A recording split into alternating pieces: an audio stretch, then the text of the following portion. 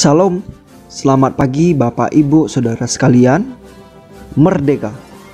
Hari ini adalah hari ke-23 dari masa 31 hari nilai iman yang dihidupi oleh tokoh pahlawan nasional Kristen Indonesia, yaitu Silas Papare. Ayat yang menjadi dasar pada pagi hari ini adalah terambil dari Amsal pasal 14 ayat 23. Demikian bunyinya.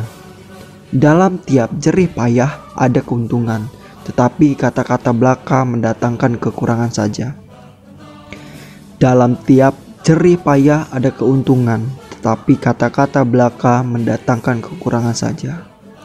Bapak Ibu, Saudara sekalian, Silas Papare merupakan pahlawan nasional dari Papua dan ia lahir di kampung Ariepi atau Serui, Yapen Waropen pada 18 Desember 1918.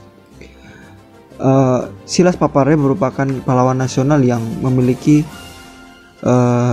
gigih memperjuangkan pengembalian Papua ke NKRI. Dalam masa kecilnya, Silas Papare berada di lingkungan keluarga yang sederhana, harmonis, dan taat beragama. Dia dibesarkan dengan dan dididik dengan nilai-nilai agama. Semasa kecil dia masuk sekolah di sekolah desa folk school saat berumur 9 tahun dan bersekolah selama 3 tahun. Nah, setelah tamat sekolah ia tidak langsung melanjutkan sekolah ketika lebih tinggi.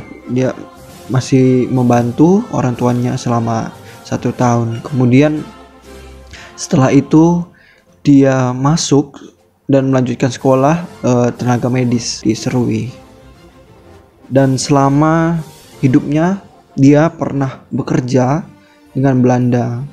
Dia dipercaya menjadi bagian intelijen karena di sisi lain dia memiliki penguasaan medan yang baik dan tanpa dengan pendidikan militer secara khusus. Selama bekerja dengan Belanda, banyak prestasi yang diraih oleh Silas Papare. Pada masa pendudukan sekutu dan Belanda, sesudah Perang Kedua, Silas Papare diangkat menjadi tentara sekutu dengan pangkat sersan atau Persteklas. Sejak sekutu meninggalkan Irian Jaya dan diganti oleh Belanda, Silas tidak lagi menjadi tentara dan dia kembali menjadi tenaga medis.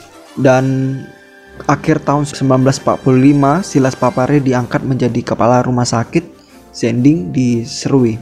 Setelah itu, karena dia tahu bahwa Indonesia sudah merdeka dan memproklamasikan kemerdekaannya, Silas Papare keluar dari pekerjaannya dan dia mengadakan perlawanan kepada Belanda untuk mempertahankan kemerdekaan. Uniknya ini, Silas Papare bahwa dia dulu bekerja kepada Belanda tetapi sekarang berbalik melawan Belanda. Nah, kemudian dia bergabung bersama pemuda Irian Barat, tergabung dalam Batalion Papua, berencana mengadakan pemberontakan. Namun hal itu bocor dan gagal dilaksanakan dan akhirnya Silas ditangkap di penjara oleh Belanda. Setelah keluar dari penjara, dia merencanakan pemberontakan lagi, tetapi bocor lagi, kembali gagal. Kemudian dia masuk penjara, dia di penjara di Serui, dia ketemu dengan Dr. Sam Ratulangi, gubernur Sulawesi Selatan juga yang diasingkan. Kemudian setelah itu dia mendirikan dalam memperjuangkan untuk kemerdekaan Indonesia, mempertahankan kemerdekaan. Silas ini mendirikan partai, namanya Partai Kemerdekaan Indonesia Irian. Hal itu kembali dia ditahan sama Belanda dan setelah itu dia berhasil karena kecerdikan dan kelihayannya dia berhasil melarikan diri ke Jogja, dan disitulah dia di Jogja itu dia membentuk Badan Perjuangan Irian. Apa yang bisa kita petik dalam hal ini? Ya, bagaimana dia Silas Papare ini bukan hanya dengan kata-kata dia memperjuangkan kemerdekaan Indonesia, tapi dengan tindakan. Seperti juga di dalam Amsal 14 ayat 23 juga, dalam tiap jerih payah ada keuntungan, tetapi kata-kata belaka mendatangkan kekurangan. Hal ini yang dilakukan oleh Silas Papare. Dia bukan hanya mengeluarkan kata-kata tapi melakukan tindakan. Walaupun dia pernah bekerja dengan Belanda, karena dia tahu dia lahir dan besar di Indonesia dan dia mempunyai daya juang dan kegigihan untuk melawan penjajah dan membentuk suatu partai. Hal ini yang juga kita bisa pelajari dari kepribadian dari Silas Papare, karena dalam setiap perjalanan kehidupan kita tidak hanya mengandalkan kata-kata, tetapi kita harus bertindak apa yang mau kita kerjakan dan apa yang mau kita lakukan. Setelah itu Silas Papare dia menjadi wakil atau delegasi RI dalam penandatangan persetujuan New York pada tahun 1963, dan kemudian Irian Barat resmi menjadi wilayah Republik Indonesia. Nah, Bapak Ibu, dari Silas Papare kita harus mampu berjuang khususnya dalam pandemi ini.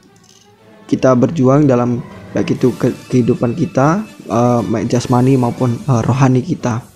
Kita harus bisa, walaupun setiap apa yang kita lakukan itu dibatasi karena adanya PPKM atau pembatasan social distancing, tapi kiranya apa yang kita lakukan itu tidak hanya sebatas kata-kata saja, tetapi kita mau berjuang, kita mau bertindak dalam setiap apa yang kita lakukan. Mungkin ada yang kita inginkan ataupun ada yang ingin kita capai. Mari kita berdoa. Terima kasih ya Tuhan Yesus untuk semua yang Tuhan kasih dalam kehidupan kami, bahwa Tuhan mengajarkan kami, mengingatkan kami bahwa dalam setiap kehidupan kami memerlukan perjuangan yang tidak mudah.